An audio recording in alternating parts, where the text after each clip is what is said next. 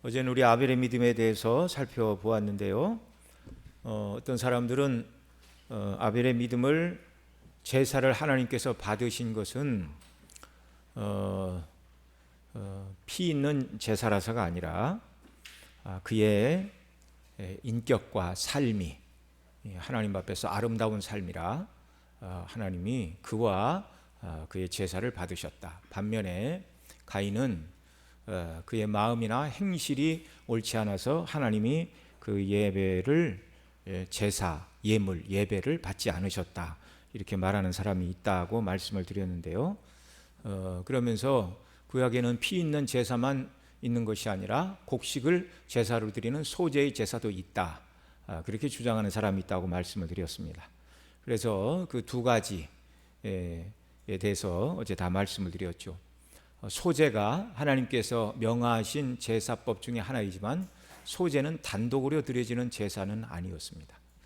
그러니까 이제 번제는 불태워 드린다 그런 말이고요. 그러니까 하나님 앞에 이제 드리는 이제 불태워 드린다고 해서 번제, 또 이렇게 부어 드린다고 해서 전제, 그 이제 제사 드리는 방식을 말하는 거고, 어떤 명목으로 하나님께 제사를 드리냐 할 때는 이제 속제제, 속건제, 뭐 서원제 그런 이름들이 붙는 거예요. 그래서 뭐 속제제를 드리든 속건제를 드리든 서원제나 화목제를 드리든 항상 숫송아지나 염소를 드리는 번제와 함께 소제를 드리고 그 다음에 포도주를 부어드리는 전제 제사를 함께 드리도록 되어 있습니다. 그러니까 소제 하나만 단독으로 드리는 제사는 없는 거예요. 그걸 우리가 잘 기억을 해야 되고, 그 다음에 아벨과 그의 믿음을 하나님이 받으셨다. 그렇게 말해서 안 되는 이유가 무엇이냐? 의인은 없나니 하나도 없다고 성경이 분명히 선언하고 있기 때문에 그렇습니다. 어제도 말씀을 드렸지만 로마서 3장의 사도 바울이 의인은 없나니 하나도 없다. 다 치우쳐 무익하게 되고 정말 하나님 보실 때 다 죄만 짓는 자다. 목구멍은 열린 무덤이고 막 이렇게 쭉 말씀하시는 그 모든 것이, 그 편지를 사도 바울이 고린도에서 에베소 교회를 향해 썼다고 말씀을 드렸는데 고린도 사람들만 의인은 없나니 하나도 없는 것이라고요? 아니요. 그 편지를 받아보던 로마 사람들까지 포함해서 의인은 없나니 하나도 없다고요? 아니요. 사도 바울이 편지를 쓰던 그 시대 모든 사람 중에만 의인이 없는 것입니까? 아니에요. 모든 역사를 통틀어서 아담이 범죄한 이후에 의인은 없나니 하나도 없는 것입니다. 오직 무죄하신 예수 그리스도, 동정녀 마리아의 몸에 사람의 씨가 아닌 성령으로 잉태되어 이 땅에 오신 예수 그리스도, 그분만 뭐가 없다고요? 죄가 없다고요. 그분만 의인이시라고요. 그래서 아벨이 의로워서 그 행실이 하나님 보시기에 합당해서 그의 예물을 받으셨다, 이렇게 말해서는 안 되는 겁니다. 그렇게 말하면 아담의 죄가 후손들에게 유전되는 이 원죄를 부인한 펠라기우스와 똑같은 말을 하는 것이다 라는 것도 어제 말씀을 드렸습니다. 펠라기우스는 아담의 죄가 그 후손들에게 전가되지 않는다, 그렇게 주장을 했어요. 우리 원죄 배웠잖아요. 자, 원죄 세 가지 특징. 첫째 뭡니까? 아담의 죄가 그 후손들에게 그게 아니에요. 아담의 죄에 대한 책임이 그 후손들에게도 함께 주어진다. 그래서 죄가 없는 어린아이들도 죄의 싹신, 사망이 그들에게 찾아온다. 그 다음에 두 번째, 의가 없는 상태로 태어난다. 이거 두 가지 모습이죠. 하나님을 알지 못하고 선을 행할 능력이 없는 것입니다. 세 번째 원죄의 내용은 타락한 본성을 가지고 태어나는 거예요. 그래서 아담 이후에는 뭐 가인이 됐든 아벨이 됐든 간에 누구든지 아담의 모든 후손들은 선을 행할 수가 없어요. 하나님 보시기에 의인이 아니에요. 다 원죄를 물려받았어요. 그런데 펠라기오스는 원죄가 유전되지 않으니까 자기 결심과 노력으로 율법을 완전하게 지켜서 하나님 앞에 의롭다 하심을 얻을 수 있다, 그렇게 이야기를 했습니다. 그 사람 말대로 하면 예수님의 이 땅에 오신 이유와 목적이 사라지는 거예요. 펠라기우스가 가르치는 대로 그렇게 율법을 다 지키고 자기 의로 의로워지면 되지, 뭐하러 예수님을 믿어요? 그 일이 가능하다면 하나님께서 당신의 외아들을 이 땅에 보내실 리가 있습니까? 없습니까? 없지요. 예. 아니, 구원하시는 방법이 똑같아야지. 누구는 행위 조심해서 노력해서 행위로 구원을 얻는데, 그렇게 하지 않고 날마다 그렇게 경건하게 살지 않고 죄를 짓고 예수님 믿으면 구원해 주시는, 만약에 하나님이 구원을 투트릭으로 하신다고 그러면 데모가 일어나겠어요? 안 일어나겠어요? 일어나죠. 그건 있을 수가 없는 거예요. 천하 인간의 구원을 얻을 이름을 다른 이름을 주신 일이 없습니다. 자기 행위로 구원을 얻는 게 아니고 오직 예수 그리스도를 믿음으로만 구원을 얻습니다. 그런데 이 같은 이야기를 가인과 아벨이 다 아버지 아담을 통하여 그의 어머니 하와를 통하여 들었어요. 하나님의 창조에 대하여, 죄를 범하기 전에 에덴 동산의 상태에 대하여, 범죄하고 쫓겨난 이 비참한 실상에 대하여 여자의 후손을 통하여 구원하시는데, 그 여자의 후손이 감당해야 하셔야 할 일이 가죽옷을 지어 입히신 것을 통하여 보여주신 그 놀라운 은혜들을 다 증거할 때, 우리는 죄인이라 감히 하나님 앞에 설 수 없구나, 피 없이는 설 수 없구나, 이걸 믿는 믿음으로 아벨은 하나님 앞에 어린 양을 잡아 제사를 드렸는데, 가인은 자기 그렇게 하지 않았어요.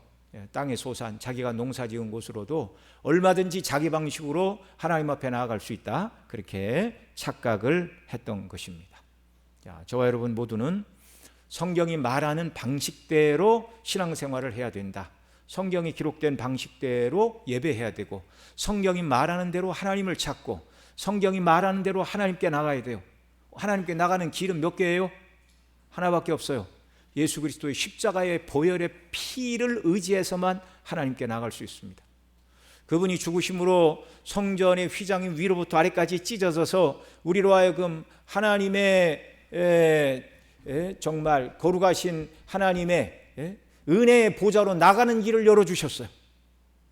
그리스도의 십자가를 의지하지 않고는 아무도 하나님의 면전에 나갈 수 없다는 것을 꼭 기억을 해야 됩니다. 자, 오늘은 이제 에녹의 믿음에 대해서 살펴보도록 하겠습니다. 클레오 루스는 존 F 케네디 대통령에게 자문을 하는 사람이었는데 이런 말을 했어요. 위대한 인물은 한 문장이다.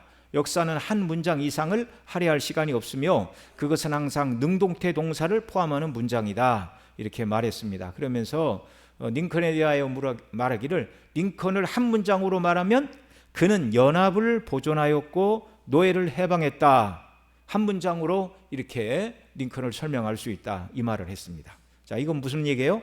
한 개인의 인생은 역사 속에서 한 문장으로 요약될 수도 있다, 그런 말입니다. 그래서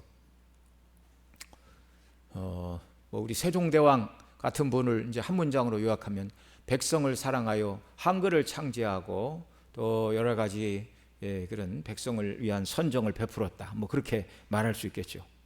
오늘 본문에 등장하는 에녹의 삶을 한 문장으로 요약하면 뭐라고요? 하나님을 기쁘시게 하는 자라로 요약할 수 있습니다. 에녹은 일생 하나님을 기쁘시게 하는 자로 하나님과 살아갔어요. 그리스도인의 삶에서 이런 평가를 받는다는 것은 참으로 영예로운 일입니다. 사도 베드로와 요한이 성전 미문에 앉아있던 나면서 걸어본 적이 없는 사람을 예수님의 이름으로 손을 잡아 일으켰어요. 은과 금은 내게 없거니와 내게 있는 것으로 내게 주노니 예수 그리스도의 이름으로 일어나 걸어라 라고 그의 손을 잡아 일으킬 때 그가 일어났습니다. 걷고 뛰었습니다. 걸어본 적이 없는데 힘줄이 늘어나고 굳었던 관절이 풀리고 근육이 자라나서 걷고 뛰었어요. 하나님의 능력이죠. 자, 그리고 그로 말미암아 수많은 사람들이 예수님을 믿고 회개하고 돌아오는 일이 있었습니다. 이때 이렇게 설교를 했죠. 10절로 12절 같이 읽습니다. 시작. 너희가 십자가에 못 박고 하나님이 죽은 자 가운데서 살리신 나사렛 예수 그리스도의 이름으로 이 사람이 건강하게 되어 너희 앞에 섰느니라. 이 예수는 너희 건축자들의 버린 돌로서 집 모퉁이의 머릿돌이 되었느니라. 다른 이로서는 구원을 받을 수 없나니 천하 사람 중에 구원을 받을 만한 다른 이름을 우리에게 주신 일이 없음이라 라고 복음을 전했어요. 그래서 수많은 사람들이 그 복음을 듣고 예수님을 믿고 이러자 그때 이제 사내들인 공회 회원들이 위협을 느꼈어요. 자기들이 죽이라고 결의하고 빌라도에게 사형 판결을 받아내서 죽인 사람 아닙니까? 근데 그 이름으로 40년 동안 걸어본 적이 없던 사람이 걷고 수많은 사람이 예수님을 믿으니까 큰일 났다 싶었어요. 그래서 공회원들이 사도들을 불러놓고 도대체 누구의 이름으로 이런 것을 전하느냐, 그러자 사도가 한 말이 바로 그 말이에요. 너희가 십자가에 못 박혀 죽인 예수, 그 사람의 이름으로 이 사람이 건강해졌다. 그러자 잠깐 나가 있으라 그러고 자기들끼리 결정을 했어요. 앞으로 예수 이름으로 전하지도 말고 가르치지도 못하게 하자. 그렇게 결의를 한 다음에 사도들을 다시 불러서 위협하면서 뭐라고 말했다고요? 도무지 예수의 이름으로 말하지도 말고 가르치지도 말라라고 위협하였습니다. 이 말을 들은 베드로와 요한 사도가 대답한 말이 19절로 20절 같이 읽습니다. 하나님 앞에서 너희의 말을 듣는 것이 하나님의 말씀을 듣는 것보다 옳은가 판단하라. 우리는 보고 들은 것을 말하지 아니할 수 없도다. 참, 여러분, 언제부터 베드로와 요한이 그렇게 대제사장과 산헤드린 공의원들이 하는 말을 따박따박 말대꾸를 하는 사람이었습니까? 예? 갈릴리 호수에서 물고기나 잡던 평범한 범부들이었어요. 그런데 이들이 예수님을 믿고 오순절에 임하신 성령 충만을 받고 권능이 그들에게 임하자 아무것도 두려워하지 않는 사람이 되었어요. 여러분, 옛날 같으면 대제사장과 산헤드린 공의 회원들이 하는 말은 그들에게 곧 법이었습니다. 그런데 이제는 달라요. 예. 너희 말 듣는 것과 하나님 말씀 듣는 것 중에 어느 것이 옳은가 판단하라. 이 말은 다른 말로 바꾸면 베드로와 요한은 사람의 말을 듣고 사람이 하지 말라면 하고 싶은 일을 안 하는, 사람을 기쁘게 하는 자가 아니라 예수 그리스도의 복음을 증거하여 하나님의 뜻대로 순종함으로 하나님을 기쁘시게 하는 자로 살겠다는 것입니다. 계속 복음을 전하자 옥에 갇혔어요. 그리고 베드로는 그 헤롯이 야고보를 죽이자 백성들이 좋아하니까 베드로도 죽이려고 감옥에 가두었어요. 근데 그 전날 밤 성도들이 기도할 때 천사를 통하여 옥문을 열고 베드로를 이렇게 이끌어내셨죠. 그리고 이제 끝내는 로마에 가서 순교함으로 하나님께 영광을 돌리는 자가 되었습니다. 자, 그러니까 베드로와 요한도 사람을 기쁘게 하는 삶을 산 게 아니라 누구를 기쁘시게 하는 삶을 살았어요? 하나님을 기쁘시게 하는 삶을 살았습니다. 오늘 본문에서 말씀하는 에녹에 대해서 한 문장으로 말한다면 그는 믿음으로 하나님을 기쁘시게 하는 자의 삶을 살았다, 이렇게 말할 수 있어요. 예수님을 믿는 성도들 중에 사람도 불쾌하게 하고 하나님도 불쾌하게 하는 경우가 있을 수도 있습니까? 없습니까? 있죠.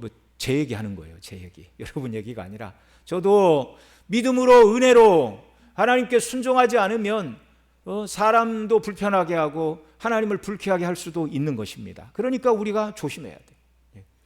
우리가 아벨 개인을 본받는 것이 아니라 아벨이 의지했던 하나님, 아벨을 붙들어 주셨던 하나님의 은혜를 간구하고 우리도 하나님을 기쁘시게 하는 자로 남은 일생을 살아가는 주의 자녀들이 되시기를 소원합니다. 자, 여러분, 우리가 이 땅을 살아가면서 하나님도 기쁘시게 하고 사람도 기쁘게 할 수 있다면 얼마나 좋겠어요. 그래요, 안 그래요? 그래요. 그런데 대다수의 사람들이 하나님을 기쁘시게 하고 사람도 기쁘게 하는 일은 그건 쉽지 않아요. 네. 이럴 때 우리 그리스도인들은 둘 중에 한 분을 기쁘게 해야 된다면 사람을 기쁘게 해야 됩니까? 하나님을 기쁘게 해야 됩니까? 하나님을 기쁘게 해야 되죠. 네.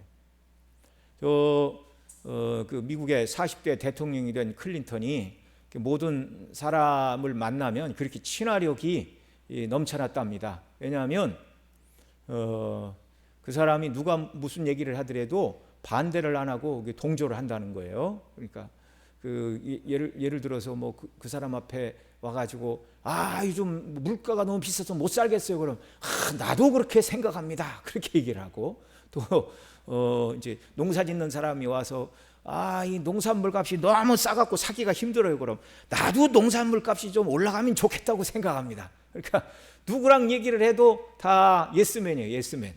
적이 있어요? 없어요? 없죠. 그래서 미국에서는 그 클린턴을 맨 플레저라고 그렇게 불렀대요. 사람을 기쁘게 하는 자. 좋아요? 안 좋아요? 좋지요. 그러나 하나님을 기쁘시게 하는 자들이 되기를 바랍니다. 설령 하나님을 기쁘시게 하다가 사람을 조금 기쁘게 못하는 한이 있다 할지라도 저와 여러분의 기쁘시게 해야 되는 우선순위는 누구시라고요? 하나님입니다. 누가 그렇게 살았다고요? 에녹이요. 오늘 저녁 이거 하나만 머릿속에 딱 심어두고 여러분이 여러 가지 결정해야 될 어떤 일을 해야 되나? 믿음과 전혀 부딪히지 않는 일은 상관이 없어요. 그러나 믿음과 딱 부딪히는 일, 하나님의 말씀과 조금 위배되는 것 같은 일들을 만났을 때 저와 여러분이 기억해야 될 게 뭐라고요? 하나님을 기쁘시게 한 삶을 살아간 에녹의 삶을 저와 여러분이 선택하고 그런 삶을 살아가는 은혜를 우리가 강구해야 하는 것입니다. 여러분, 하나님도 기쁘시게 하고 사람도 기쁘시게 하는 일은요, 불가능한 일이에요. 그러나 그것이 불가능하다면 예수님을 믿는 구원받은 성도들은 사람을 기쁘게 하지 못해도 하나님을 기쁘시게 하는 삶을 살아야 됩니다. 그러면 결국 잠언 16장 7절 같이 읽죠. 시작. 사람의 행위가 여호와를 기쁘시게 하면 그 사람의 원수라도 그와 더불어 화목하게 하시느니라. 아멘. 그러니까 하나님을 기쁘시게 하면 결국 사람들이 좀 불편하게 느끼는 것 같아도 결국 하나님이 합력하여 어떻게 만드신대요? 원수라도 화목하게 하신다고요. 여러분, 이 하나님의 약속의 말씀을 믿으시기 바랍니다. 그래서 우리의 믿음을 이해하지 못하는 부모님이 있다 할지라도 부모를 기쁘게 하기 위하여 하나님의 뜻을 양보하지 말고 끝까지 기도하면서 하나님의 뜻대로 순종하는 역사가 있기를 바랍니다.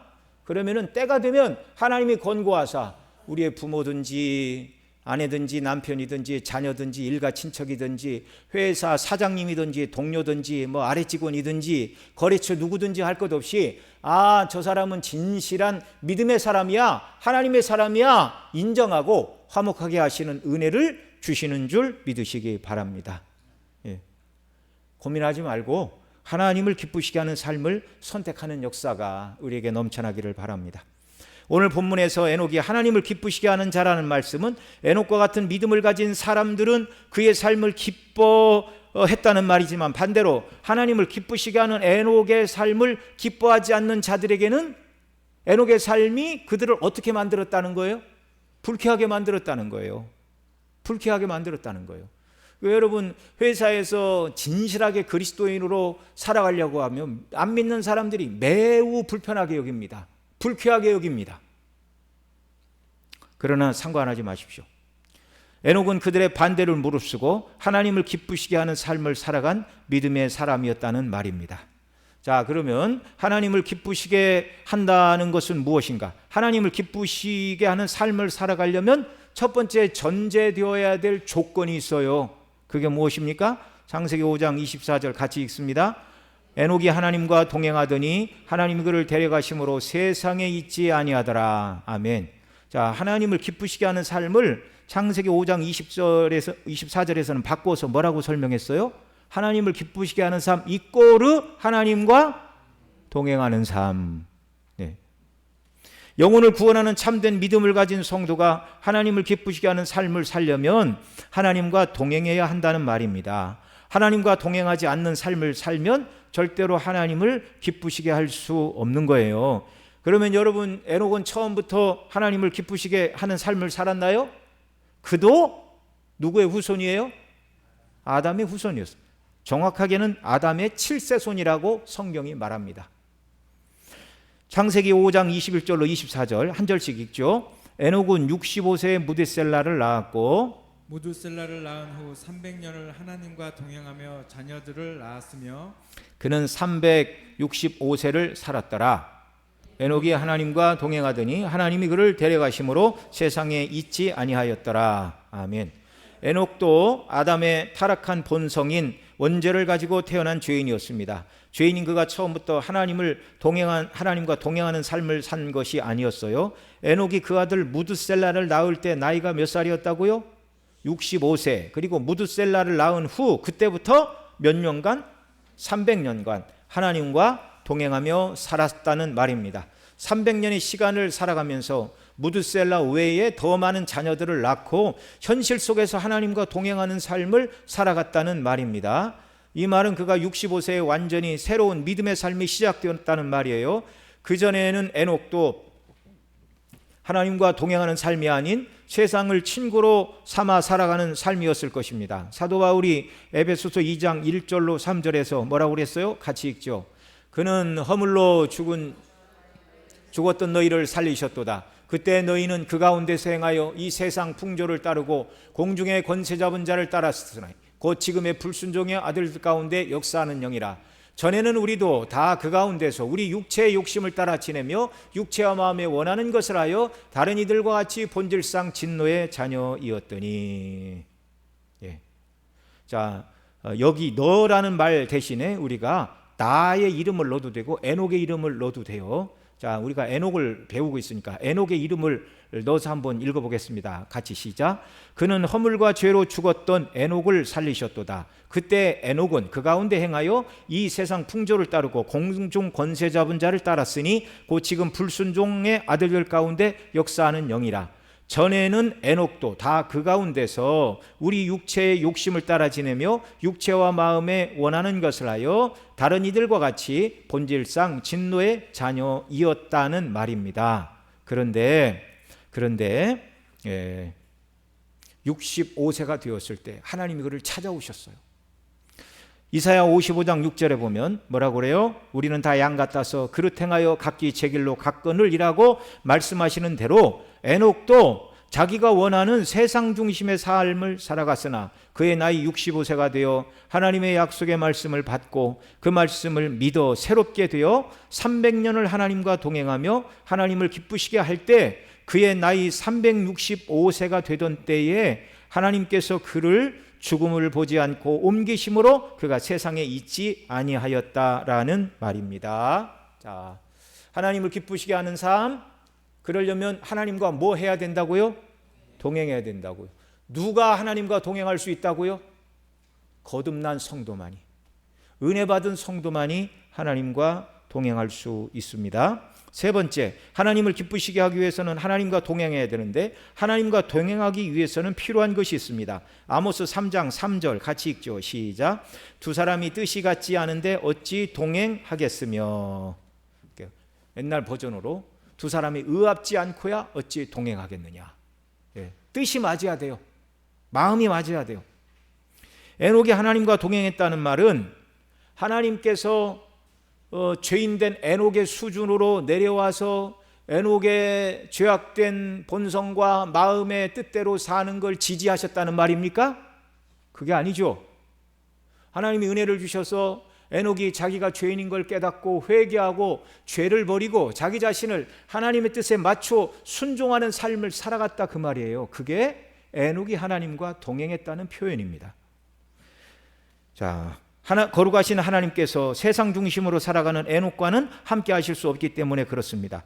에녹의 65세 이후에 300년간의 삶은 고린도후서 5장 9절에서 사도 바울이 뭐라고 그랬어요? 그런즉 우리는 몸으로 있든지 떠나 있든지 주를 기쁘시게 하는 자 되기를 힘쓰노라라고 말한 것과 같이. 그러니까 성숙한 그리스도인들은 구원만 받고 하나님을 향하여 입을 싹 씻는 사람이 아니에요. 그 놀라운 은혜를 입은 자답게 나에게 은혜 베푸신 그분을 어떻게 하기를 힘쓰는 삶이라고요? 기쁘시게 하는 자, 기쁘시게 하는 자.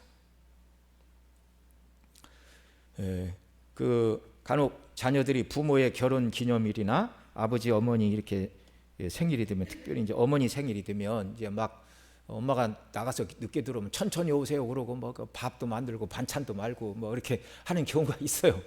그 맛이 뭐 대단하겠어요? 그저 그렇게 했어요? 그저 그렇겠지요. 그러나 그것을 먹는 어머니 아버지가 마음이 뿌듯하지요. 아, 그래도 엄마 아버지 수고를 덜어주려고, 엄마 아버지를 기쁘게 하려고 나름대로 뭐 이것도 하고 선물도 사고 뭐 청소도 하고 뭐 하고 이런 거. 예. 그게 뭐 대단해 보이지는 않지만 부모가 기뻐하잖아요. 왜 그래요? 사랑하니까, 은혜를 입었으니까.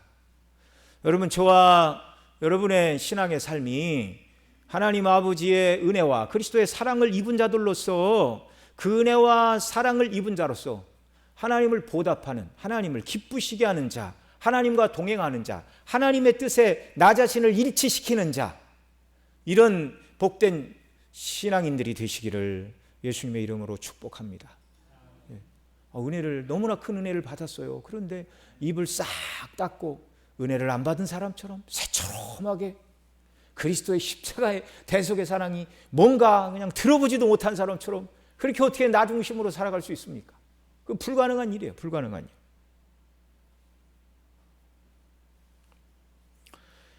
자, 하나님의 은혜로 죄사함을 받고 구원받아 하나님과 화해한 자의 삶인 하나님을 기쁘시게 하는 삶, 곧 거듭난 자로서 자신의 생각과 행실을 하나님의 뜻과 말씀에 복종시키며 살았다는 말입니다. 여러분, 하나님을 기쁘시게 하는 삶이 뭐라고요?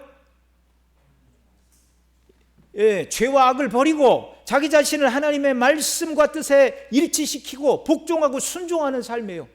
내 본성대로 사는 것이 아니라 하나님 뜻대로 사는 사람, 죄악이 아니라 주의 영광을 위해 사는 삶. 다른 말로 하면 그의 삶이 하나님에 의해 통제를 받으며 하나님을 위해 삶을 살아갔다는 말이기도 합니다. 이것을 오늘 우리에게 적용시키면 나를 구원하신 예수 그리스도가 주인 되신 삶을 살아간다는 말입니다. 고린도후서 13장 5절 같이 읽죠. 시작. 너희는 믿음 안에 있는가? 너희 자신을 시험하고 너희 자신을 확증하라. 예수 그리스도께서 너희 안에 계신 줄을 너희가 스스로 알지 못하느냐? 그렇지 아니하면 너희는 버림받은 자니라. 아멘. 자, 믿음 안에 있는가? 너희 자신을 확증하래요. 여러분, 예수 그리스도를 믿으십니까? 그러면 여러분의 믿음을 확증해야 돼요. 자, 그 증거가 뭐예요? 예수 그리스도께서 여러분 안에 계십니까? 안 계십니까? 계십니다. 그런데 예수 그리스도는 여러분 안에 무엇으로 계십니까? 누구로 계십니까? 예수님을 믿음으로 거듭나서 나는 예수님 안에 있다고 말하는 성도는 예수 그리스도께서 너희 안에 계신 줄 너희가 스스로 알아야 된다고 말씀해 주고 있어요. 예수께서 내 안에 계시다고 말하는 사람은 예수님을 손님이나 하인으로 모시고서 예수님이 내 안에 계시다라고 말하면 돼요? 안 돼요? 안 돼요. 예수 그분은 누구세요? 왕이에요. 왕. 구주예요. 구주. 예수님 믿음에 있는가 확장하라. 그러면서 예수 그리스도가 너희 안에 계신가 알아야 된다. 예수님이 어떻게 계셔야 된다는 거예요? 우리 마음의 왕좌의 구주로, 나의 왕으로, 나의 주님으로 계셔야 된다 그 말이에요. 그런 사람은 다른 얘기로 바꿔서 예수님을 하인이나 종처럼 필요할 때 뭐 나 좀 도와주세요, 이것 좀 해주세요, 내가 필요할 때만 부르면 예수님을 주인으로 부르는 게 아니에요. 주인으로 부르고 구주로 부른다는 것은, 구주로 부른다는 것은 구세주 아닙니까? 구원의 그 놀라운 은혜를 인하여 매일같이 성부 하나님 창세전에 나를 택하여 주시다니요, 성자 하나님 나를 위해 십자가에 피 흘리시고 생명을 버려 나를 구원하시다니요, 성령 하나님, 이건 사람의 지혜로 깨달을 수 없는 것인데 성령께서 효과적으로 나를 부르사 예수 그리스도의 십자가의 죽으심이 나를 위한 걸 깨닫게 해주시니 감사합니다. 너무너무 기뻐요. 저를 통해 영광을 받아주세요. 이게 구주께 돌려드려야 될 마땅한 구원받은 자의 반응이고, 또한 예수 그리스도는 우리의 주와 왕이십니다. 예수님을 주와 왕으로 섬기는 자는 왕국, 킹덤이잖아요. 킹덤. 우리가 그리스도의 왕국에 살고 있어요. 왕이신 그분의 뜻대로 순종하고 복종하는 게 킹덤, 왕국의 백성들이 해야 될 일이에요. 복종하되 충성을 다해서, 마음과 목숨과 뜻과 힘을 다해서 하나님을 사랑하고 이웃을 내 몸처럼 사랑하는 자리까지 나아가는 것. 여러분, 주의 말씀에 따라 이렇게 살아갈 때 예수님이 내 안에 계시다 이렇게 대답해야 하는 줄로 믿으시기 바랍니다. 예. 자, 그럼 다시 묻습니다. 여러분은 믿음 안에 있으십니까? 예수 그리스도께서 여러분 안에 계십니까? 예수 그리스도께서 여러분 안에 구주와 왕으로 계십니까? 다른 말로 여러분은 예수 그리스도를 구주와 왕으로 대접하며 살아가십니까? 아멘. 이게 믿음의 삶이에요. 이게 믿음의 삶.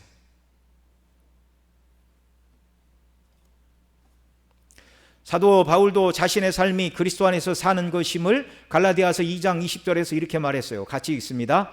내가 그리스도와 함께 십자가에 못 박혔나니 그런즉 이제는 내가 사는 것이 아니요 오직 내 안에 그리스도께서 사시는 것이라. 이제 내가 육체 가운데 사는 것은 나를 사랑하사 나를 위하여 자기 자신을 버리신 하나님의 아들을 믿는 믿음 안에서 사는 것이니라.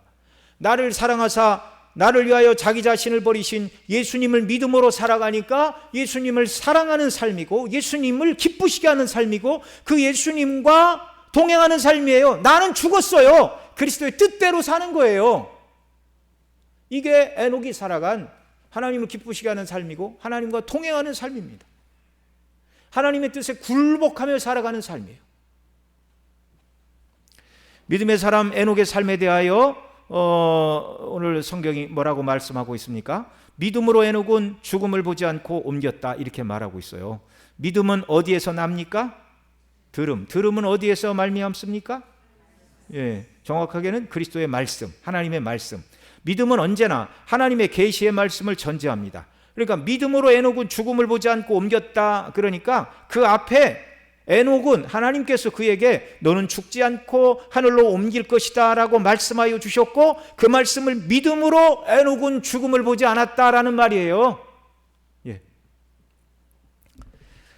하나님께서는 아벨의 믿음을 따라 구속에 올리는 믿는 에녹이 죽음을 통과하지 않고 땅에서 하늘로 옮겨질 것이라 선언하셨습니다. 에녹은 그 약속의 말씀을 믿고 300년을 하나님과 동행하였고 그 나이 365세가 되었을 때 하나님은 그 약속을 성취해 주셨습니다.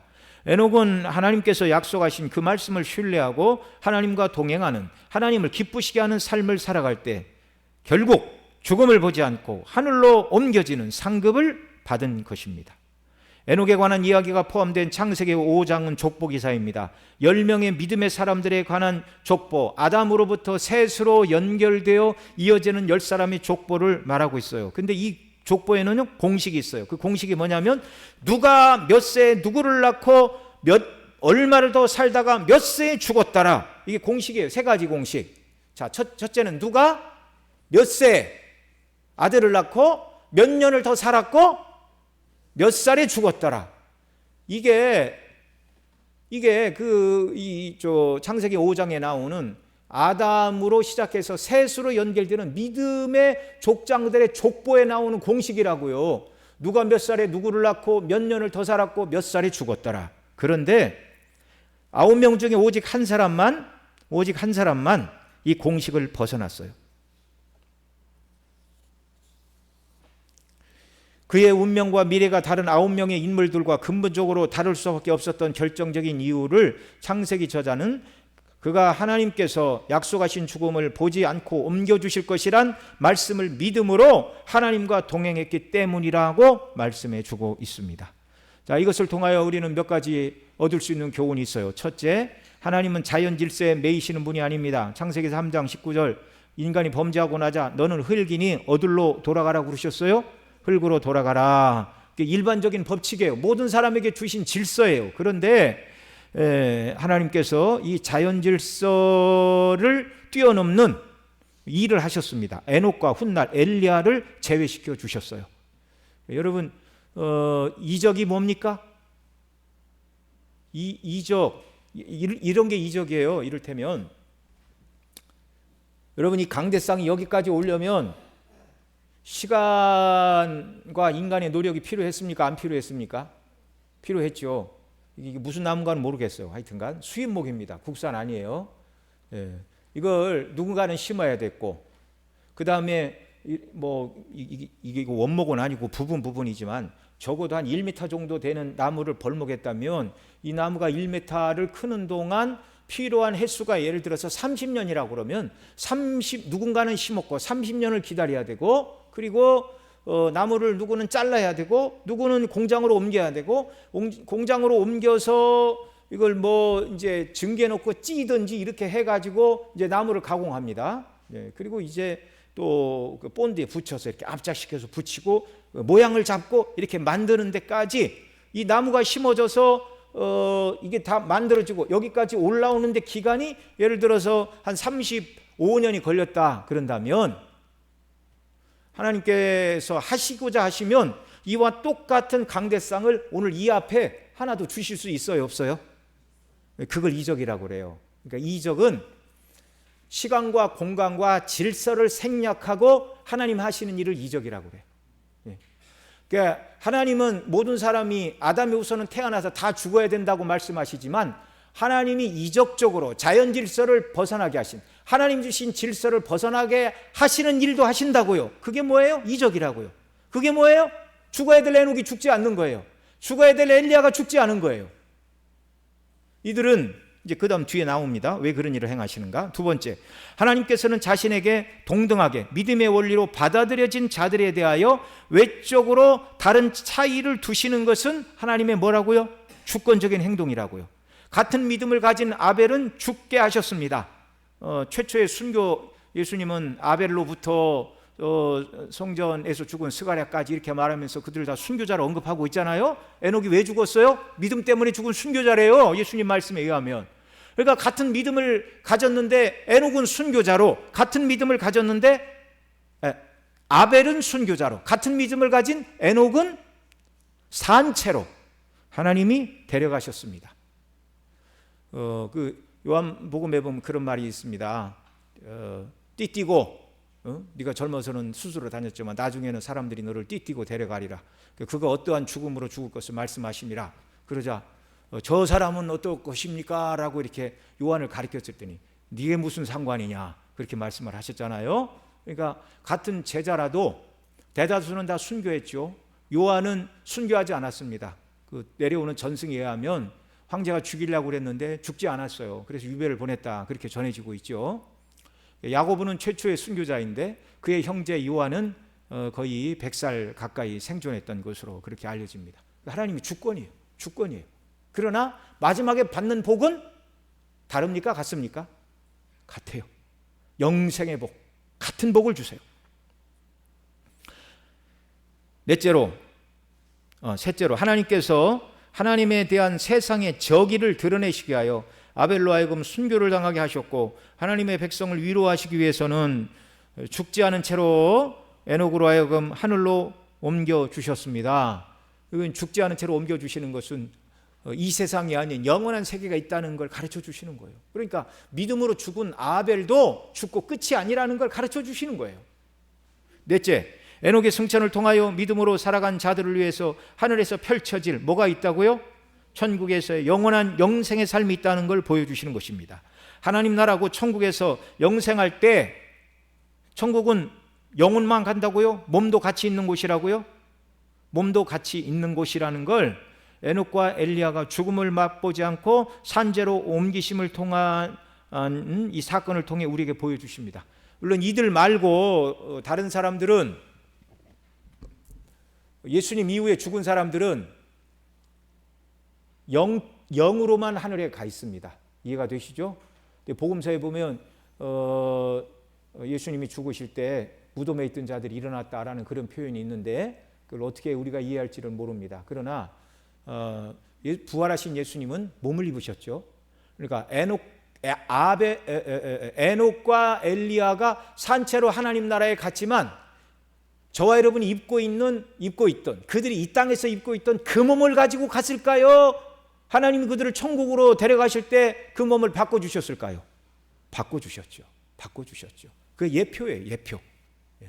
저와 여러분이 예수님 재림하시는 날 입게 될 그런 몸을 입고, 적어도 예수님과 에녹과 엘리야는 몸을 입고 천국에 있는 거예요. 영혼만 있는 것이 아니라.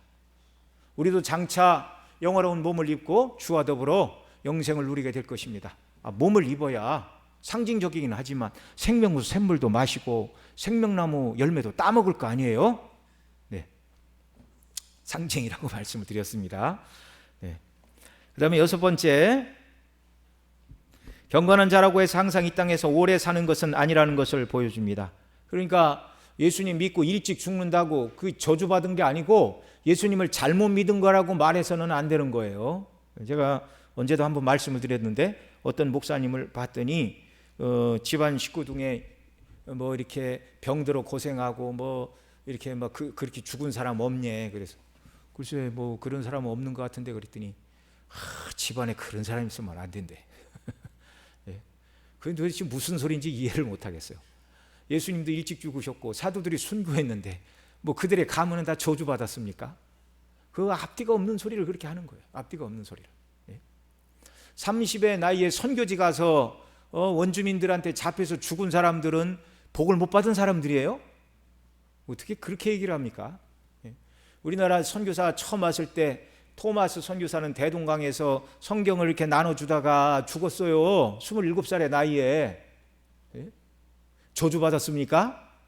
그렇게 말하면 안 되는 거예요. 한국 교회에 정말 교회사를 읽어봤다면 그런 소리를 하면 안 되는데, 성경을 안다면 그런 소리를 하면 안 되는데, 무조건 기도하면 병을 다 낚아준다라고 생각을 하니까 그런 터무니없는 논리를 세우는 겁니다. 그건 교리도 아니에요. 자기 주장이에요. 자기 주장. 창세기 5장에 기록된 10명의 평균 연령은 912세입니다. 365세를 살고 하늘로 옮기심을 받은 에녹이 그렇다고 해서 이 땅에서 365년밖에 못 살았어? 라고 말할 수 있어요? 365년만 이 땅에 살았으니까 에녹이 복을 누리지 못했다, 이렇게 말할 수 있어요? 그렇지 않습니다. 천국은 모든 성도들이 소망하는 가장 영광스러운 장소입니다. 그 유대 역사를 기록한 요세푸스 기록에 의하면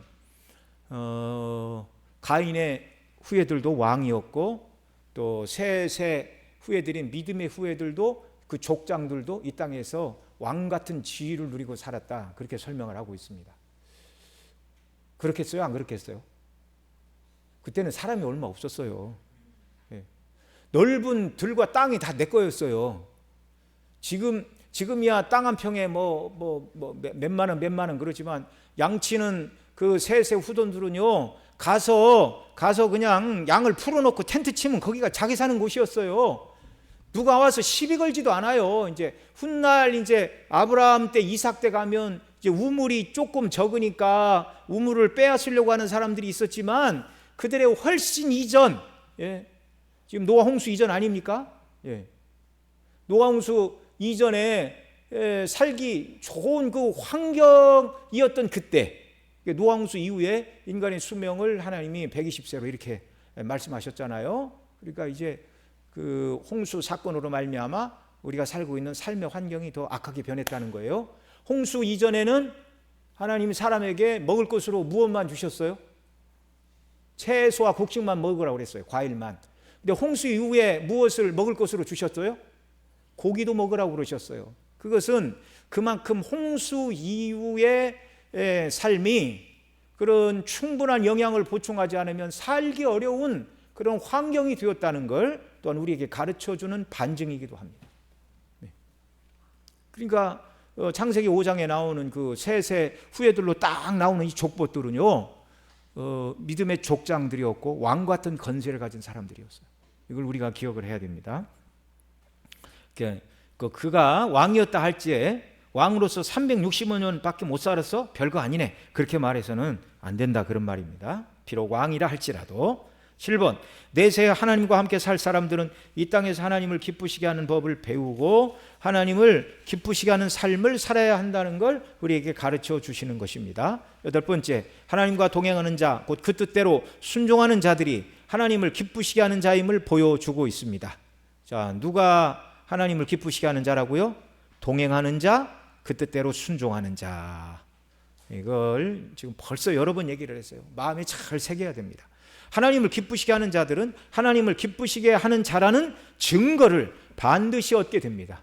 저와 여러분이 하나님을 기쁘시게 하기 위하여 하나님과 동행하고 하나님 뜻에 나 자신을 굴복시키고 그 하나님을 사랑함으로 살아갈 때 반드시 저와 여러분의 심령에 하나님을 기쁘시게 하는 자라는 증거를 주세요. 성령을 통하여 마음의 평강과 기쁨을 주시고, 또 우리의 삶 속에서도 외적으로 하나님을 기쁘시게 하는 자라는 증거를 하나님이 저와 여러분에게 주시는 줄 믿으시기 바랍니다. 자, 믿음으로 에녹은 죽음을 보지 않고 옮겨왔습니다. 믿음으로 에녹은 죽음을 보지 않았는데요, 죽음을 맛보거나 체험하지 않았어요. 에녹이 죽음을 맛보지 않았다는 것은 그리스도인들에게 죽음의 권능이 무산되었다는 것을 암시하는 말입니다. 그러니까 하나님을 경외하고 믿음으로 살아가는 사람들, 죽지 않는다. 죽음이 왕노릇하는 것은 아니다. 이걸 보여주시는 거예요. 고린도전서 15장 53절로 54절, 58절까지 한 절씩 읽습니다. 이 썩을 것이 반드시 썩지 아니할 것을 입겠고 이 죽을 것이 죽지 아니함을 입으리로다. 이 썩을 것이 썩지 아니함을 입고 이 죽을 것이 죽지 아니함을 입을 때에는 사망을 삼키고 이기리라고 기록된 말씀이 이루어지리라. 사망아 너의 승리가 어디 있느냐? 사망아 내가 쏘는 것이 어디 있느냐? 사망이 쏘는 것은 죄요 죄의 권능은 율법이라. 우리 주 예수 그리스도로 말미암아 우리에게 승리를 주시는 하나님께 감사하노니 그러므로 내 사랑하는 형제들아 견실하며 흔들리지 말고 항상 주의 일에 더욱 힘쓰는 자들이 되라. 이는 너희 수고가 주 안에서 헛되지 않을 줄 알미라. 아멘. 그리스도 안에서 죽음의 권능이 무산된 성도들은 이 믿음에 견고히 있어서 흔들리지 말고 항상 주일에 더욱 힘쓰는 자들이 되어야 한다고 가르치고 있습니다. 이 믿음을 가진 우리가 주를 위해 힘쓰는 삶을 살아야 하는 이유는 수고가 헛되지 않게 하시고 영원한 상급을 갚아 주시기 때문입니다. 그리스도 안에서 사망에 쏘는 권세가 우리에게는 다 지나갔어요. 죽어서 멸망할 존재가 아닙니다. 성도에게 죽음은 성화의 마지막 관문이에요. 영광의 나라를 들어가는 마지막 문입니다. 죽음은 저주가 아니라 죽음을 통과하는 순간 하나님의 면전이라는 걸 기억하십시오. 사망이 우리를 쏘아 영원토록 죽게 하는, 불못에 떨어지게 하는 권세가 다 꺾여버렸어요. 믿음으로 에녹은 죽음을 보지 않고 옮기었습니다. 옮기었다라는 말은 그가 우리를 흑암의 권세에서 건져내사 그의 사랑의 아들의 나라로 옮기셨으니라는 말씀을 생각하게 합니다. 하나님께서는 구약이나 신약이나 믿음 안에 있는 자들을 대하시는 방식은 같아요? 달라요? 같아요. 하나님에 대한 믿음을 소유한 에녹을 하늘로 옮기신 하나님께서 예수 그리스도를 믿는 저와 여러분의 영적인 신분을 죄와 사망과 사단의 종노릇하는 데서 사랑하시는 아들의 나라의 백성으로 저와 여러분을 이미 옮겨 놓으셨음을 믿으시기 바랍니다. 몸은 여기 있지만 영적으로는 하나님 나라의 백성이에요. 에베소 2장 5절 6절에서는 사도 바울이 뭐라고 그럽니까? 같이 읽습니다. 허물로 죽은 우리를 그리스도와 함께 살리셨고 너희는 은혜로 구원을 받은 것이라. 또 함께 일으키사 그리스도 예수 안에서 하늘에 함께 앉히시니 라고 표현하고 있어요. 그리스도인이 현재 하나님 앞에서 있는 영적인 위치와 상태의 장엄함을 가르치고 있어요. 그리스도와 함께 하나님 보좌 우편에 함께 앉아있는 영적인 신분을 바라보시기 바랍니다. 그리고 그에 걸맞는 성도의 삶을 살아가는 역사가 우리에게 있기를 바랍니다. 믿음으로 에녹은 하나님을 기쁘시게 하라는 증거를 받았어요.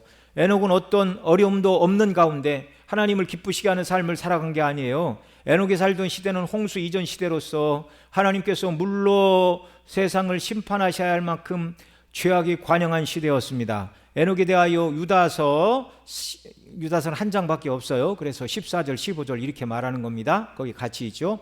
아담의 7대손 에녹이 이 사람들에 대하여 예언하여 이르되 보라 주께서 수만의 거룩한 자와 함께 임하셨나니 이는 뭇사람을 심판하사 모든 경건하지 않은 자가 경건하지 않게 행한 모든 경건하지 않은 일과 또 경건하지 않은 죄인들이 주를 거스려 한 모든 완악으로 말미암아 그들을 정죄하려 하심이라 하였느니라.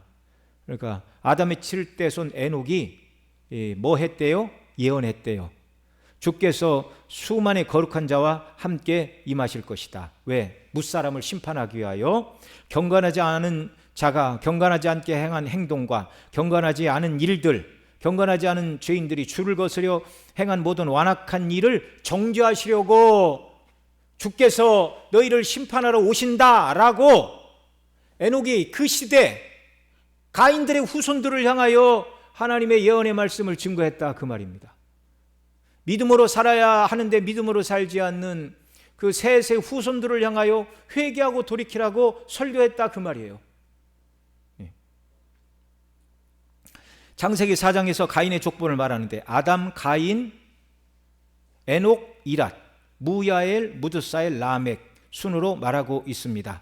이것은 에녹만 아담의 7대손이 아니라 가인의 후예인 라멕도 아담의 몇 대손이라고요? 7대손이라고요.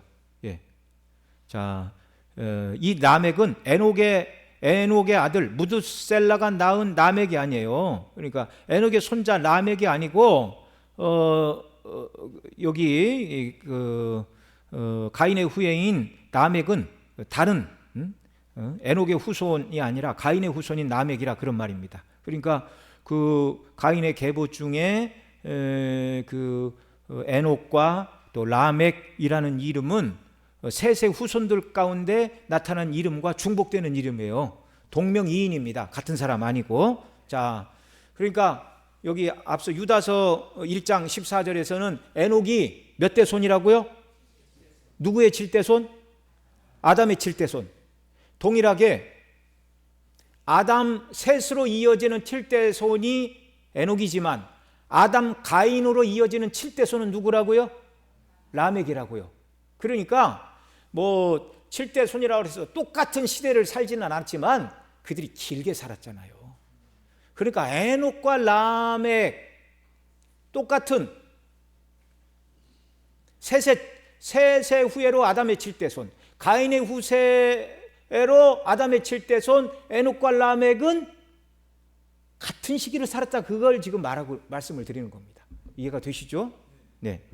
자, 가인의 후예인 라멕은 두 아내를 두었고 첫 아내인 아다가 낳은 야발은 가축치는 자의 조상이 되었고 그 아우는 유발이었는데 수금과 퉁소 잡는 자의 모든 조상, 곧 오늘날로 얘기하면 음악과 예술을 시작하는 사람이었다 그 말이에요. 그러니까 문화와 문명을 발전시켰어요. 문화를 발전시켰어요. 그 다음에 둘째 부인 실라를 통하여는 두발가인을 낳았는데 그는 구리와 쇠로 여러 가지 기구를 만드는 자라고 말했습니다. 문명, 살기 좋은 공업기술을 개발시킨 사람이 이 두발가인이에요. 그러니까 이런 일들은 누가 했어요? 가인의 후예들이 했어요. 문명을 발전시키고 문화를 발전시키고 누구를 위해서? 자기를 위해서. 그들은 이 땅뿐이 없으니까 이 땅에서 더 많은 수익을 올리기 위해서 문명을 개발해야 되고 이 땅에서 영광을 누리기 위하여 문화를 발전시켜야 됐어요. 그러나 셋의 후손들은 이 땅만 사는 자들이 아니라 그들은요 몇 살에 누구를 낳아 자녀를 기르고, 그 말이 꼭 있어요. 자녀를 기르고 몇 살에 죽었더라. 그 자녀를 길렀다 그 말은 하나님의 말씀대로 자녀를 길렀다는 거예요. 죽은 다음에 천국을 예비하기 위하여 말씀으로 자녀들을 신앙교육시켰다 그 말이에요.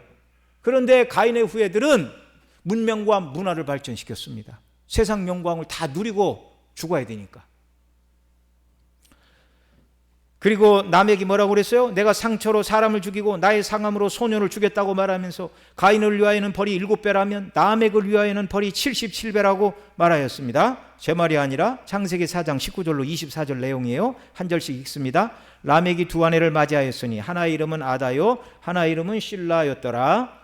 아다는 야발을 낳았으니 그는 장막에 거주하며 가축을 치는 자의 조상이 되었고 그 아우의 이름은 유발이니 그는 수금과 퉁소를 잡는 모든 자의 조상이 되었으며 실라는 두발가인을 낳았으니 그는 구리와 쇠로 여러 가지 기구를 만드는 자요 두발가인의 누이는 나아마였더라. 라멕의 아내들에게 이르되 아다와 실라여 내 목소리를 들으라. 라멕의 아내들이여 내 말을 들으라. 나의 상처로 말미암아 내가 사람을 죽였고 나의 상함으로 말미암아 소년을 죽였도다.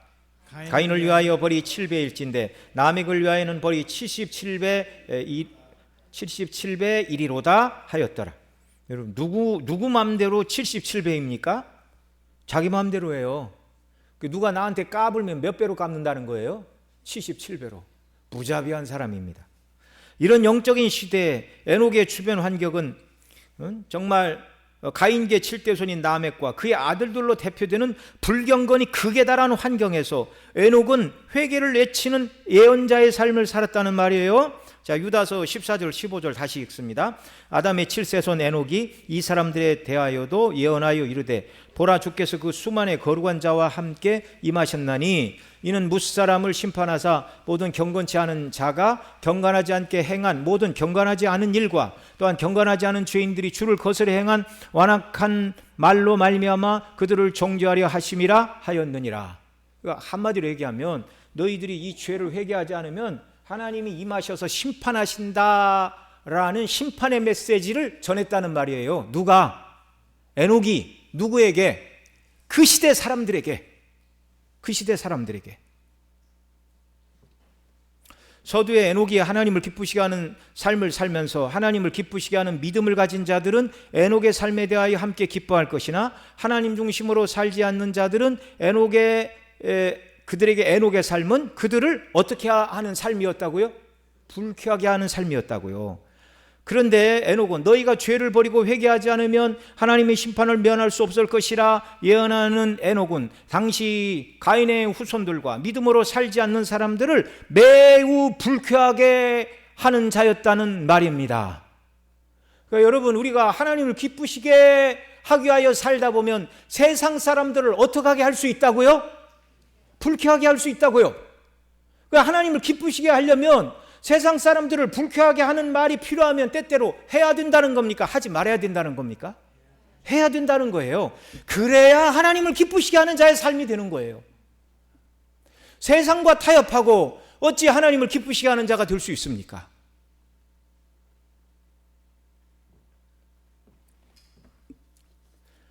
그리고 유대 전승에 의하면 이 에녹이 죄를 회개하지 않으면 하나님이 심판하신다. 그 말이 이제 노아 홍수를 가리키는 사건이었다, 그렇게 말합니다. 그리고 에녹이 낳고 아들 이름을 뭐라고 지었어요? 무두셀라. 근데 무두셀라라는 이름의 뜻을 유대인들은 그렇게 말해요. 그가 죽을 때 그가 오시리라, 그렇다는 말이에요. 그러니까 무두셀라가 죽으면 에녹이 말했던 하나님의 심판이 임할 것이다, 그 이름의 뜻이라고 유대인들은 그렇게 말합니다. 그런데요, 여러분 창세기 5장에 보면, 자, 우리 학생들 산수입니다. 산수, 수학 아니고 잘 계산하세요. 자, 에녹이 65세에 무두셀라를 낳았어요. 그러니까 연대를 잘 계산을 해보십시오. 자, 무두셀라를 낳았고, 자, 그 다음에 무두셀라를 낳은 후 300년을 하나님과 동행하며 살았더라, 그렇게 말해요. 그리고 무두셀라는 187세에 라멕을 낳았어요. 그러니까 무두셀라 나이를 기억하십시오. 187세. 그 다음에 이제 플러스 해야 돼. 그 다음에 라멕은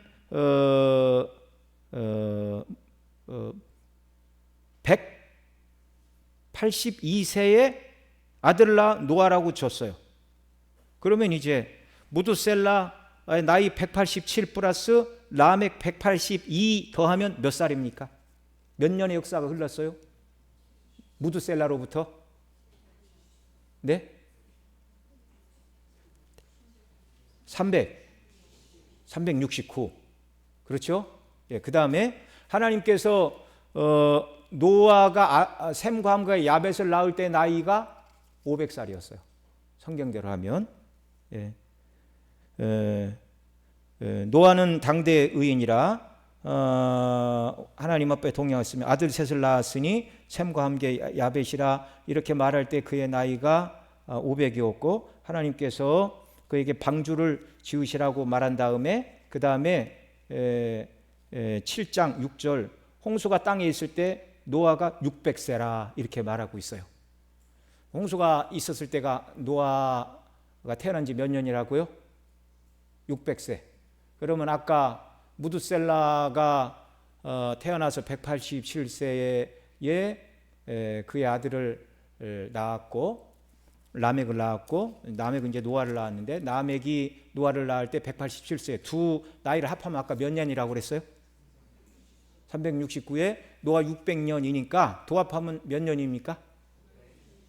그 969는 뭐예요? 무두셀라 나이예요. 무두셀라 나이. 그러니까 에녹이 무두셀라라고 이름을 지었고 유대인의 전승에 의하면 그가 죽으면 하나님이 오시리라. 심판으로 오시리라. 근데 여러분 성경에서 제일 오래 산 사람이 누굽니까?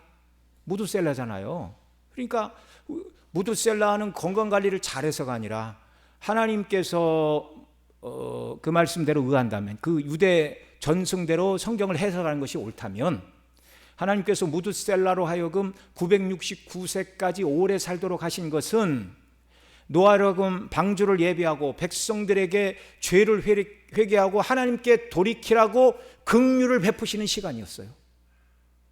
이해가 되시죠? 네. 하나님의 긍휼과 자비를 베푸는 시간이었어요. 그럼에도 회개하지 않고 구원 얻은 자는 노아의 가족뿐입니다. 자, 하나님과 동행하는 삶. 여러분, 하나님과 동행하기 위하여 에녹이 아까 말씀을 드렸잖아요. 족장이라고요. 그리고 자녀를 65세에 자녀를 낳았는데 에녹이 하나만 낳은 것이 아니라 많은 자녀를 낳았어요. 많은 자녀를.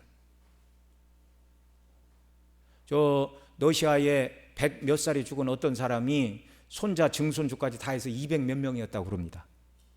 그러니까 에녹 시대에 정상적으로 이렇게 자녀를 충분히 낳았다고 그러면 뭐 300이 아니에요. 예. 그 많은 역사 속에서 수천의 사람들이 아마 늘어났을 겁니다. 왜냐하면 야곱의 후에 야곱과 그의 아들들 손주들 70명이 애굽에 내려갔지만 430년 후에 나올 때는 몇 명이 나왔어요? 60만이 나왔어요. 남자만. 예. 그러니까 에녹의 시대에 에녹의 자녀손들 믿음의 후사가 뭐 몇 명이었다 그렇게 얘기를 하면 안 돼요. 이 말은 에녹은 족장이었고 왕 같은 권세를 가지고 하나님 앞에 살아갔지, 그가 하나님을 기쁘시게 하고 하나님과 동행하는 삶을 살기 위하여 산속에 들어와 외부와 단절된 상태로 산나물 뜯어먹고 물 마시고 더러운 세상 꼴을 보지 않고 고고하게 눈 뜨면 하나님 찬송하고 죄가 없는 세상 속에서 홀로 살면서 하나님과 동행했다는 말이 아니에요. 그가 세상을 향하여는 하나님이 심판하러 오신다는 두려운 심판의 말을 전했어요. 듣는 사람들이 불쾌한 말을 하였어요. 불쾌한 말. 그러면서도 그는 아벨의 믿음을 이어받아 하나님의 은혜로 구원받았다는 이 놀라운 사실 가운데 하나님을 기쁘시게 하고 하나님 뜻에 순종하는, 하나님과 동행하는, 하나님이 기뻐하시는 삶의 현장 속에서 살아갔다는 사실을 기억하시기 바랍니다. 예.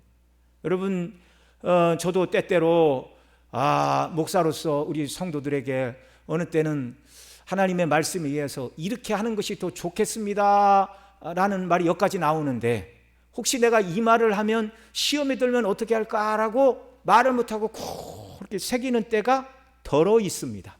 우리 교회 성도님들은 다 신사적이고 믿음이 자라서 뭐 그렇게 제가 뭐 여러 번 뭐 그런 걸 느꼈다는 것은 아니지만, 그런데 저와 에녹의 다른 점이라면, 에녹은 가감없이 사람이 불쾌하게 여기든 뭐라고 하든지 간에 하나님의 말씀대로 심판을 증거하던 사람이었어요. 산속에서 나물 캐고 물 마시고 그렇게 세상과 접촉이 없이 살아간 사람이 아니라 삶의 현장 속에서 죄인들과 부대낄 때 하나님이 심판하십니다. 죄악을 버려야 됩니다. 이걸 증거했어요. 이걸 증거할 때 에녹이 그들과 똑같이 살면서 그렇게 말했을까요? 구별된 삶을 살면서 그렇게 말했을까요? 구별된 삶. 그게 뭐예요?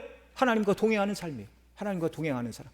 죄를 버리고 악을 버리고 하나님 뜻에 순종하고 하나님을 사랑함으로 그 계명대로 순종할 때 그게 하나님과 동행하는 삶이고 그게 하나님이 기뻐하시는 삶이었어요. 이것이 에녹을 통하여 하나님께서 오늘 저와 여러분에게 보여주시는 삶인 줄을 믿으시기 바랍니다. 여러분, 우리가 이렇게 신앙생활하면서 하나님의 말씀대로 살아야 되는데 때때로 환경과 형편과 처지가 하나님의 말씀대로 살지 못하고 타협하게 만들고 정말 사람들 눈치 보게 만드는 상황이 있을 수 있어요. 이럴 때 뭐 세상 사람들과 대놓고 싸우라는 말이 아니라 하나님이 기뻐하시고 원하시는 삶이 무엇인가를 선택하고 순종하는 게 사람을 기쁘게 하기보다는 하나님을 기쁘시게 하는 그 삶이 하나님과 동행하는 삶이요, 하나님을 기쁘게 하는 삶이라는 걸 여러분 기억하시기 바랍니다. 다섯째로, 저와 여러분도 하나님을 기쁘시게 하는 삶을 살아야 되겠습니다. 하나님을 기쁘시게 할 때 하나님은 우리의 믿음을 크게 하시고 강하게 하실 것입니다. 반대로 하나님을 기쁘시게 하지 않는 자는 그 믿음이 크고 강하게 자라지 않는다는 것을 기억해야 합니다. 믿음은요, 순종하는 자에게 더 큰 믿음을 주시는 거예요. 사도 바울도 하나님을 기쁘시게 하는 삶에 힘썼습니다. 고린도후서 5장 8절로 10절 한 절씩 읽죠. 우리가 담대하여 원하는 바는 차라리 몸을 떠나 주와 함께 있는 그것이라. 그런즉 우리는 몸으로 있든지 떠나든지 주를 기쁘시게 하는 자가 되기를 힘쓰노라. 10절 같이 읽습니다. 이는 우리가 다 반드시 심판대 앞에 나타나게 되어 각각 선악간에 그 몸으로 행한 것을 따라 받으려 함이라. 하늘의 산 소망으로 충만한 사도 바울은 몸을 떠나 주와 함께 있는 것이 더 원하는 일이라고도 말하면서 그리스도의 심판대 앞에 선악간에 행한 바를 따라 주시는 상급을 받기를 원하여 이 땅에서 살아가는 동안 어떤 사람으로 살기를 원한다고요? 주를 기쁘시게 하는 자 되기를 힘쓰노라. 여러분, 그러면 누가 주를 기쁘시게 하는 자가 되기를 힘쓸 수 있나요? 사람이 누구를 기쁘시게 한다는 말은 그 기쁘시게 하는 대상을 어떻게 한다는 거예요? 사랑한다는 거예요. 사랑한다는 거예요. 사랑하지 않고는 기쁘시게 할 수가 없어요. 데살로니가전서 1장 3절 사도 바울이 데살로니가 교회 성도들을 향하여 뭐라고 말했습니까? 믿음의 역사와 사랑의 수고와 우리 주 예수 그리스도에 대한 소망의 인내를 우리 하나님 아버지 앞에서 끊임없이 기억함이니. 자, 여러분이 거듭난 증거가 이것입니다. 여러분에게 믿음의 역사가 있고 사랑의 수고가 있고 우리 주 예수 그리스도에 대한 소망의 인내가 있으니 여러분이 거듭난 사람입니다. 사랑에는 수고가 따르는 거예요. 사랑하는 자를 기쁘시게 하게 하여 수고하는 것입니다. 사랑하는 자녀의 생일에 선물을 주는 이유가 무엇이에요? 기쁘게 하기 위해서. 부모님의 생일에 찾아가서 축하하는 이유가 무엇입니까? 기쁘시게 하기 위해서. 하나님을 기쁘시게 하기 위해서는 마음으로부터 하나님을 사랑해야 됩니다. 하나님을 기쁘시게 하는 마음 속에 있는 믿음으로부터 하나님을 기쁘시게 하는 마음과 행동이 우러나오는 거예요. 그러니까 마음속에 하나님을 사랑하는 이 마음과 믿음이 없이는 절대 하나님을 기쁘시게 할 수가 없는 것입니다. 하나님에 대한 사랑은 하나님께서 베풀어 주신 사랑을 온전히 깨닫고 마음에 항상 담고 살아갈 때 하나님 사랑을 실천할 수가 있는 것입니다. 우리도 하나님을 사랑함으로 하나님과 동행함으로 하나님을 기쁘시게 해야 하겠습니다. 우리를 사랑하신 하나님의 사랑은 어려운 문제가 발생하지 않고 내가 원하는 소원을 다 응답해 주심으로 사랑을 증명해 주시는 것이 아니에요. 하나님의 참 사랑은 그 아들을 우리 위해 십자가에 내어주심으로 하나님이 그 사랑을 증명해 주셨어요. 요한일서 4장 7절로 11절 우리를 사랑하신 이 사랑을 말합니다. 한 절씩 읽습니다. 사랑하는 자들아 우리가 서로 사랑하자. 사랑은 하나님께 속한 것이니 사랑하는 자마다 하나님께로부터 나서 하나님을 알고 사랑하지 아니하는 자는 하나님을 알지 못하나니 이는 하나님은 사랑이십니다. 하나님의 사랑이 우리에게 이렇게 나타난 바 되었으니 하나님이 자기의 사랑을 세상에 보내심은 그로 말미암아 우리를 살리려 하심이라. 사랑은 여기 있으니 우리가 하나님을 사랑한 것이 아니요 하나님이 우리를 사랑하사 우리 죄를 속하기 위하여 화목제물로 그 아들을 보내셨습니다. 같이 읽습니다. 사랑하는 자들아 하나님이 우리를 이같이 사랑하셨은즉 우리도 서로 사랑하는 것이 마땅하도다. 아멘. 우리를 구원하시기 위하여 아들을 내어주신 하나님께서 우리의 하늘 아버지로서 지금도 우리를 여전히 사랑하시는 살아계신 하나님인 것을 항상 믿고 기뻐하시기 바랍니다. 그리고 이 사랑을 온전히 깨닫고 11절에서 하나님 이같이 우리를 사랑하셨은즉 우리도 서로 사랑하는 것이 마땅하다고 말씀하시는 대로 아들을 우리의 대속제물로 내어주신 하나님 아버지 하나님과 당신 자신을 우리의 죄를 대속하기 위한 속죄 제물로 내어주심으로 우리를 구원하신 예수님을 사랑하는 자들이 되어야 하겠습니다. 참 믿음을 가진 성도의 삶은 나를 사랑하신 하나님의 사랑을 깨닫고 그 하나님의 사랑을 기쁘시게 하게 하여 내 뜻이 아니라 하나님의 뜻대로 순종하는 하나님과 동행하는 삶을 살아가는 것입니다. 자, 여러분 하나님을 기쁘시게 하는 자 누가 그렇게 할 수 있는가? 구원의 기쁨으로 하나님이 우리를 어떻게 사랑하셨는가를 깨닫고 구원의 기쁨 속에 하나님을 사랑하는 자가 하나님을 기쁘시게 할 수 있어요. 그런 사람만이 자기의 본성이 아니라 하나님의 말씀에 자기를 굴복시키고 하나님이 명하신 일을 사람들은 불쾌하게 여길지 모르나 하나님을 유쾌하게 하고 하나님을 기쁘시게 하는 일이라면 그 일에 자신을 들임으로 하나님과 동행하는 그 사람이 하나님을 기쁘시게 하는 사람인 걸 마음에 새기시기 바랍니다. 여섯 번째 6절에서 하나님을 기쁘시게 하는 믿음에 대해서 말씀해 주고 있어요. 자, 6절 같이 읽죠. 시작. 믿음이 없이는 하나님을 기쁘시게 하지 못하나니 하나님께 나아가는 자는 반드시 그가 계신 것과 또한 그가 자기를 찾는 자들에게 상 주시는 이심을 믿어야 할지니라. 영혼을 구원하는 참된 믿음을 가진 자들에게 그 믿음이 어떠해야 하는가를 두 가지로 말씀해 주고 있어요. 먼저 영혼을 구원하는 참된 믿음을 가진 자는 반드시 하나님이 계신 것을 믿어야 한다고 말씀해 주고 있습니다. 여러분, 이 히브리서는 고난받는 유대 그리스도인들을 대상으로 기록된 서신이에요. 유대인들은 조상 대대로 하나님을 섬겨온 자들인데 그들에게 하나님은 살아계신 분인 것을 믿어야 한다는 말은 어떻게 보면 불필요한 말처럼 여겨집니다. 근데 왜 이 말을 다시 하고 있는가? 히브리서 기자가 이렇게 말하는 이유가 있어요. 이 서신을 받아보던 당시 유대인 그리스도인들은 예수님을 구주로 믿는다는 이유 때문에 다른 믿지 않는 유대인으로부터 핍박과 유혹을 당하였고, 그만 예수 그만 믿고 우리처럼 조상적 지내오던 방식으로 해. 또 로마로부터도 로마인들은요, 유대교는 인정을 했어요. 근데 기독교는 그 유대인들이 이단이라고 그러니까 로마에서도 인정을 못 받았어요. 로마로부터 정식 종교로 인정을 받지 못하여 박해를 당하였습니다. 유대 그리스도인들은 하나님께서 정말 살아계신다면 우리에게 어찌 이런 고난이 임한다는 말인가라고 하나님의 존재를 의심할 만한 상황에 처해 있었다는 말입니다. 하나님이 사랑하셔도 고난이 온다는 걸 기억하라는 거예요. 믿음이 없이는 하나님을 기쁘시게 하지 못하나니 하나님께 나아가는 자는 반드시 그가 계신 것을 믿어야 한다는 말씀은 핍박과 박해 아래서도 하나님이 여전히 계시다는 걸 잊지 말라는 거예요. 또한 성도들이 하나님의 존재를 잊지 않고 있으나 현실의 고난을 당할 때 과연 하나님께서 계시기는 계시지만 나를 사랑하시는가라는 의심이 들어오기도 합니다. 하나님의 살아계심, 곧 하나님의 존재뿐만 아니라 어떤 어려움 속에서도 하나님의 사랑을 의심하지 말라는 거예요. 여러분, 때로 우리의 삶 속에서 어려운 일이 계속되면 하나님이 나를 버리셨나? 하나님을 나를 사랑하지 않으시는 것은 아닌가? 이런 생각이 들어옵니까? 안 들어옵니까? 들어올 때가 있죠. 그러나 그런 생각을 붙들고 생각을 확장시키면 마귀의 시험에 드는 거예요. 그런 생각이 들어올 때 사단에 물러가라 그러고 정말 하나님의 사랑의 원료 십자가로 돌아가야 돼요. 사랑은 여기 있으니 우리가 하나님을 사랑한 것이 아니요 하나님 우리를 사랑하사 우리 죄를 위하여 그 아들을 대속의 제물로 내어주셨다는 하나님의 사랑의 본질인 십자가로 나아가 나 같은 죄인을 구원해 주시니 감사합니다. 이 은혜로 충만케 해주세요. 이 구원의 은혜가 한 달란트의 금이요, 내가 고민하는 세상의 물질과 명예와 권세와 인간관계는 한 톨의 모래알갱이에 불과한 것을 알게 해달라고 기도해야 하는 것입니다. 둘째로, 영혼을 구원하는 믿음을 가진 자는 그가 자기를 찾는 자들에게 상 주시는 이심을 믿어야 한다고 말씀하고 있어요.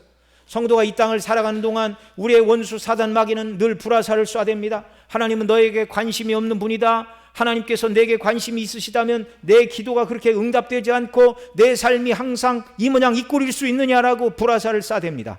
사단 마귀가 얼마나 집요하게 공격하는지 욥의 일을 통해서도 알 수가 있어요. 욥은 큰 믿음의 사람이요 당대 가장 경건한 자였는데 하나님이 허용하신 범위 내에서 사단은 욥에게 고난을 주었어요.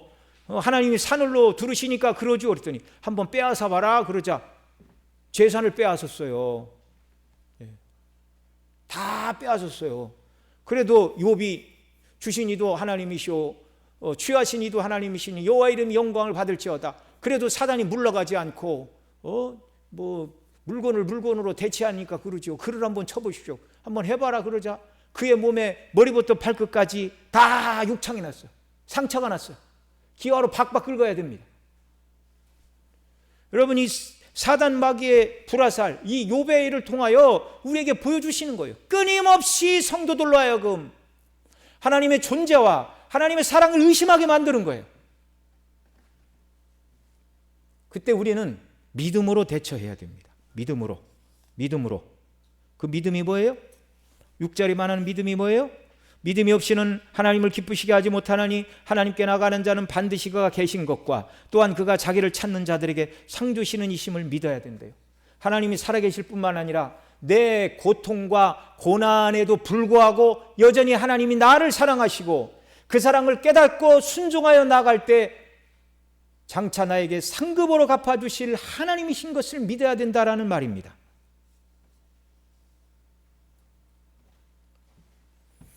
최초의 순교자인 아벨이 이 땅에서 짧은 생을 그렇게 하면 이제 욥 요백에는요 믿음을 회복시켜 주시고 재산도 정확하게 딱 2배를 주셨어요. 그래서 아들도 처음에 7이고 딸이 3이었는데 똑같이 아들도 7을 더 주시고 딸도 3을 더 주셨어요. 그러면 왜 소와 양 떼는 처음에 500마리였는데 1000마리씩 2배를 주고 왜 자녀들은 2배로 안 줬습니까? 자녀도 2배예요. 예, 위에 있어요. 그 죽은 자녀들이 다 어디 간 거 아니에요? 없어진 거 아니에요? 지옥 간 거 아니에요? 죽은 자녀들이 이미 하늘에 올라가 있고 이 땅에 있는 자녀도 2배의 복을 받았습니다. 여러분 뿐만 아니라 하나님께서 예비하신 복은요 이 땅에만 있는 게 아니에요. 하나님께서 믿음의 성도에게 주시고자 하시는 참된 복은 오직 어디에 있어요? 하늘에 있어요. 새하늘과 새 땅에서 주시는 복, 천국에서 하나님의 영광에 참여하여 주와 영원히 영생을 누리게 하시는 복이 하나님께서 성도들에게 예비하신 복락의 실체인 줄을 여러분 믿으시기 바랍니다. 그래서 최초의 순교자인 아벨이 이 땅에서는 짧은 생을 살았으나 지금은 영원한 영광의 세계에서 하늘의 위로와 복락을 누리고 있음을 믿으시기 바랍니다. 우리도 이 땅에서 예수님을 믿음으로 받기를 원하는 소원하는 참된 구원의 복은 이 천국에서 받아 누릴 영생의 복인 것입니다. 하나님의 살아계심과 자기를 찾는 자들에게 상 주시는 이심을 믿어야 될 성도들이 해야 될 일이 있어요. 첫째는 기도로 하나님 앞에 나아가는 것입니다. 히브리 4장 16절 같이 읽죠.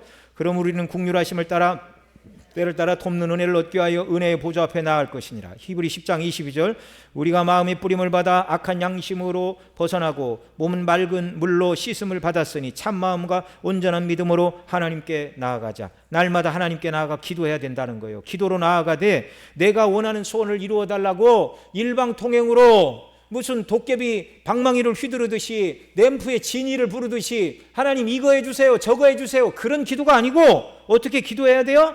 하나님께서 베푸신 창조와 구원의 영광을 노래하면서 하나님의 사랑을 온전히 깨닫게 하시고 하나님을 사랑하게 하시고 하나님의 말씀에 순종함으로 눈에 보이지 않는 하나님과 동행하는 삶을 살아감으로 하나님을 기쁘시게 하는 에녹과 같은 믿음의 사람이 되게 하여 주시기를 간구해야 한다는 말입니다. 내게 믿음과 성령의 충만과 권능을 더하여 주시고 내가 하는 일에 복을 더하사 영향력 있는 사람이 되게 하시어서 이 영향력으로 그리스도의 복음을 전하고 그리스도의 사랑을 실천하는 삶을 살게 해 주시기를 기도함으로 하나님의 면전에 날마다 나가시기를 바랍니다. 그러기 위해서 우리는 하나님의 말씀을 붙들어야 됩니다. 하나님께 가까이 나가려 하는 성도들을 방해하는 것들이 많아요. 그래서 하나님께 나아가 기도하기 위해서는 먼저 하나님의 말씀을 읽고 묵상하는 일이 먼저 있어야 됩니다. 말씀을 통하여 기도할 힘을 얻어야 담대히 기도할 수 있고 말씀을 통해 은혜를 받아야 더욱 기도하고 싶어지는 것입니다. 그래서 성도는요 성경을 열심히 읽어야 돼요. 하나님의 사랑과 은혜를 깨닫고 하나님 감사합니다라고 기도가 입에서 터져나올 때까지 성경을 읽고 열심히 기도하여 주께서 우리에게 은혜와 힘과 성령을 부어주셔서 그래 기도한 대로 나가서 살아라고 말씀하실 때까지 우리가 하나님 앞에 말씀과 기도로 쉬지 않고 나가야 합니다.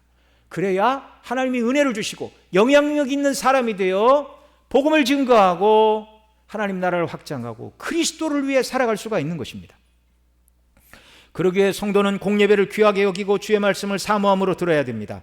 믿음이 없이는 하나님을 기쁘시게 하지 못하는데 이 믿음은 로마서 10장 17절 같이 읽죠. 그러므로 믿음은 들음에서 나며 들음은 그리스도의 말씀으로 말미암는다고 말씀해주고 있어요. 우리는 예수님이 지나가신다는 소리를 듣고 큰 소리로 주님을 찾았던 바디메오와 같이 말씀과 기도로 나가야 됩니다. 마가복음 10장 46절로 49절 한 절씩 읽죠. 그들이 여리고에 이르렀더니 예수께서 제자들과 허다한 무리와 함께 여리고에서 나가실 때 디메오의 아들인 맹인거지 바디메오가 길가에 앉았다가 나사렛 예수시란 말을 듣고 소리질러 이르되 다윗의 자손 예수여 나를 불쌍히 여기소서 하거늘 많은 사람이 꾸짖어 잠잠하라 하되 그가 더욱 소리질러 이르되 다윗의 자손이여 나를 불쌍히 여기소서 하는지라. 예수께서 머물러 서서 그를 부르라 하시니 그들이 그 맹인을 부르며 이르되 안심하고 일어나라 그가 너를 부르신다 하며. 여러분 천국은 침노하는 자의 것임을 믿으시기 바랍니다. 말씀을 사모하고 복음의 영광으로 충만하고 간절히 내게 성령의 충만을 부어주시고 하나님의 영광을 위하여 일할 수 있는 은혜를 달라고 간구하심으로 주 앞에 나가는 자, 이런 사람을 하나님이 붙들고 쓰시는 줄 믿으시기 바랍니다. 우리가 말씀과 기도로 주님을 찾고 하나님께서 살아계시고 또한 자기를 찾는 자들에게 상 주시는 이심을 믿는 믿음으로 나아갈 때 하나님을 기쁘시게 할 수 있고, 또한 하나님을 기쁘시게 하는 자라는 증거를 우리의 심령과 삶 속에 부어주시는 줄 믿으시기 바랍니다. 아멘. 우리 찬송 드리고 하나님 앞에 기도 드리겠습니다.